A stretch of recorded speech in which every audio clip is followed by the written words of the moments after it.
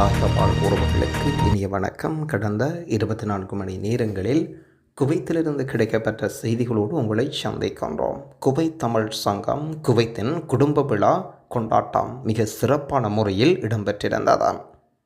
Kuwait Tamil சங்கம் குவைத்தின் குடும்ப விழா இந்த நிகழ்வானது கடந்த வெள்ளிக்கிழமை ஹைதானில் இருக்கும் ஹார்மல் பள்ளியில் மிக சிறப்பான முறையில் நடைபெற்றது.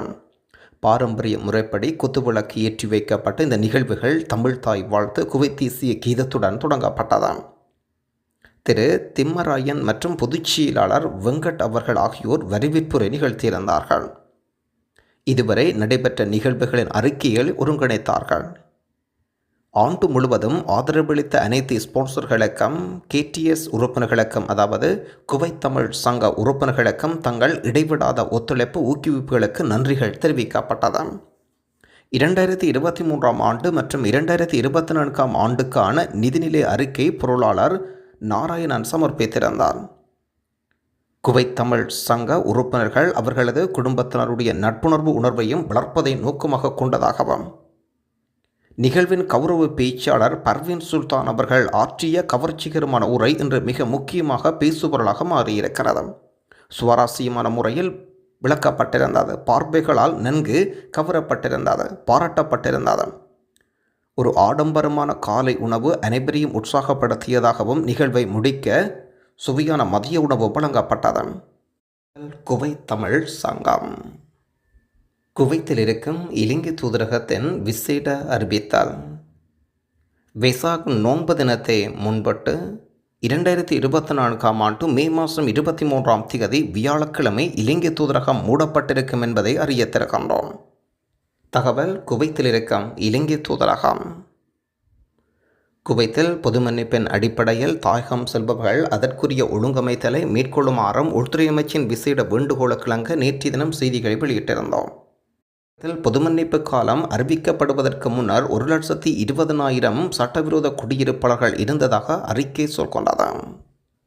தொடர்ந்து வெளிநாட்டில் வாழும் தமிழர் நலச்சங்கம் குவைத் மண்டலம் நினைவூட்டல் அறிவித்தல் ஒன்றோ 2024 ஆண்டு மற்றும் 2025 ஆண்டுக்கான புதிய நிர்வாகிகள் அறிமுக நிகழ்ச்சி இடம்பெற இருக்கிறது.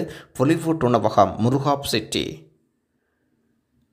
மே மாதம் 31 வருகின்ற வெள்ளிக்கிழமை மாலை 6 மணிக்கு இடம்பெற இருக்கிறது. தமிழக அமைப்பு பிரதிகள் சமூக ஆர்வலர்களின் வாழ்த்துறையும் இடம்பெற இருக்கிறது. அழைப்பின் மகிழ்வில் வெளிநாடு வாழ் தமிழர் நல அறக்கட்டளை நிலைச்சங்கம் குவைத் மண்டலம் தொடர்புகளுக்கு 94 40 45 46.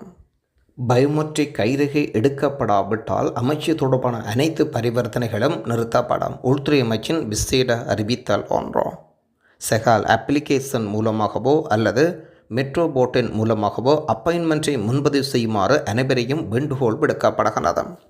பயோமெட்ரிக் கைரேகை எடுப்பதற்கான காலக்கெடு குடிமக்களுக்கு செப்டம்பர் 30 வரையும், வெளிநாட்டு தொழிலாளர்களுக்காக காலக்கெடு டிசம்பர் 30 வரையும் இதற்குரிய காலக்கெடு வழங்கப்படுகிறது. ஆகவே பயோமெட்ரிக் கைரேகை எடுக்கப்படாவிட்டால் அமைச்சு தொடர்பான அனைத்து பரிவர்த்தனைகளும் நிறுத்தப்படும் என்று உள்துறை அமைச்சின் விசேட தகவல் அமைந்திருக்கிறது. எமது தாயகவாழ் உறவுகளை பயோமெட்ரிக் கைரேகை எடுத்திருந்தால் கொமெண்டில் தெரியப்படுத்துங்கள். அதோடுபான அனுபவ பகிர்வுகளையும் கொமெண்டில் தாருங்கள். நீங்கள் எடுக்கவில்லை என்றால் உடனடியாக சகால் அப்ளிகேஷன் மூலமாகவோ மெட்ரோ போட்டின் மூலமாகவோ அப்பாயின்மெண்ட் முன்பதிவு செய்து எடுத்துக்கொள்ளுங்கள். இந்த வருட இறுதிக்குள் கண்டிப்பாக எடுத்து முடிக்கப்பட வேண்டும். இல்லை என்றால் அமைச்சு தொடர்பான அனைத்து பரிவர்த்தனைகளையும் நிறுத்தப்படும் என்று உள்துறை அமைச்சின் பேச்சாளர் கருத்து வெளியிட்டுள்ளார். குவைத்தினுடைய சந்தையில் ஈதல் ஆதாவுக்கு முன் யோர்தான் நாட்டிலிருந்து 10,000 செம்மறி ஆடுகள் இறக்குமதி செய்யும் என்றும் எதிர்பார்க்கப்படுகின்றது. 800 செம்மறி ஆடுகளுடன் முதல் தொகுதி விரைவில் நாட்டுக்கு வரும் என்றும் எதிர்பார்க்கப்படுகின்றது. கால்நடை தீவன வர்த்தக நிறுவனத்தின் தலைமை செயல் அதிகாரி தொடர்பான கருத்துக்களை பகிர்ந்திருக்கின்றார்.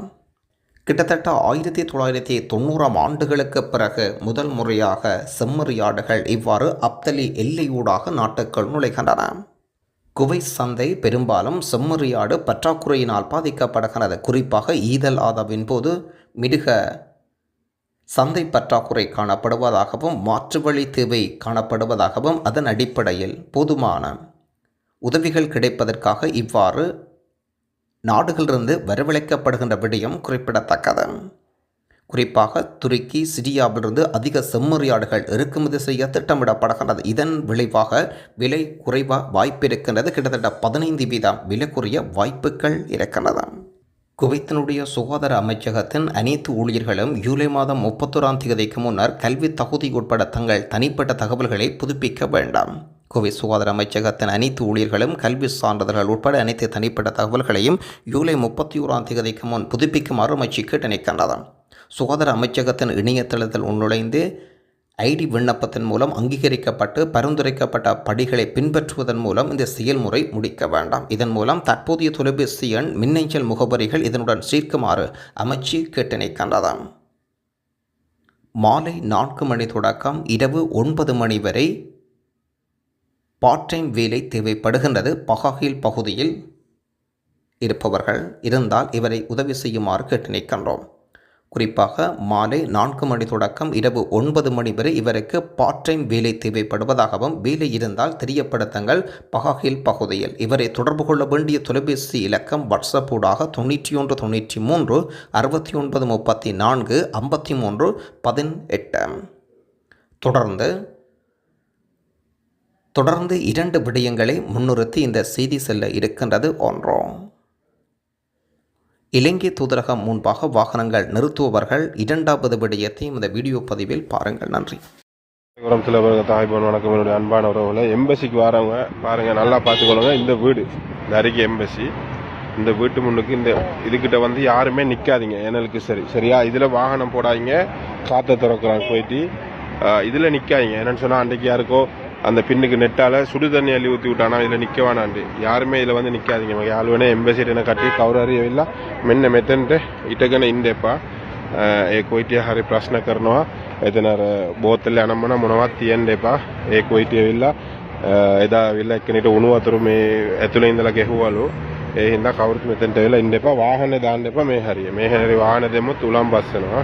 இந்த டீ கப் அது இதெல்லாம் கொண்டு வந்து இங்கே போட்டா அவன் சரியான பிரச்சனை பண்ணிட்டான். அதனால யாரும் இங்கே வந்து अस्सलाम वालेकुम रहमतुल्लाहि व बरकातुहू. आइबोन वणकम என்னுடைய අන්බනවරවලේ ඊයේ ඉඳලා කෝල් එනවා මොකද්ද ටිකට් ගණහලා. ඒ කියන්නේ අපි ටිකට් එක ගත්තා. එකකින් කිලෝ 30ක් ගහලා තියෙන්නේ කිලෝ 7ක් ගහලා නැහැ කියලා.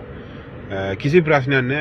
එහෙම ටිකට් එකම එහෙම තමයි ඉන්නේ. ඔයාට 40 නම් 47යි 30 නම් 37යි. ඒ கான තමයි එන්නේ. ஏகிண்டா பய வேண்டப்பா நண்பர்களே. நேத்துல இருந்து எல்லாரும் கோல் அடிச்சு நானா அப்படி டிக்கெட் போட்டோம். அதில் 30 கிலோ தான் இருக்கு, 40 கிலோ தான் இருக்கு. அந்த 7 கிலோ காணோம். என்ன செய்யலாம்? 7 கிலோ கொண்டு போயலாதா ஏழுமா அப்படின்ற ஒரு கன்ஃபியூஷனில் இருக்கீங்க. யாருமே கலபல வானாம். சரியா? மஹிந்த ராஜபக்ச மத்திய சொல்கிற மாதிரி கலபல வானா. சந்தோஷமா உங்களுக்கு 30 டிக்கெட்டில் போட்டிருந்தா 37 கொண்டு போங்க தாராளமாக. சரியா? கூடுதலாக கொண்டு போகாதீங்க, எடுத்து வீசுவானுங்க. இல்லாட்டி ஒரு கிலோவுக்கு 6 டினார் ஏர்போர்ட்டில் கட்டணும். 30 + 7 40 + 7 அந்த கையில் கொண்டு போகிற 7 டிக்கெட்டில் அடிக்க மாட்டாங்க. தாராளமாக கொண்டு போகலாம்.